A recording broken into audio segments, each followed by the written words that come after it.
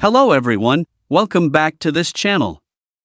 In this video, I will show you the easy and clear steps on how to earn on points expiration reminder in Shein application. So how to turn on points expiration reminder in Shein application. Make sure you keep watching this video until the end. Let's get started right away. Firstly, open the Shein app on your Android device. This is the initial screen of the Shein app. Next, tap the profile icon at the bottom right of the screen. And a menu like this will appear. Tap Menu Settings at the top right. Tap Contact Preferences. Tap New Message Notification. Tap Points Expiration Reminder.